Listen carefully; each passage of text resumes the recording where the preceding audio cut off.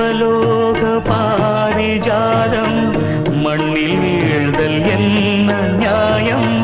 எந்தன் பாதம் உள்ளில் போகும் மங்கை உந்தன் கால்கள் நோகும் வானவீதி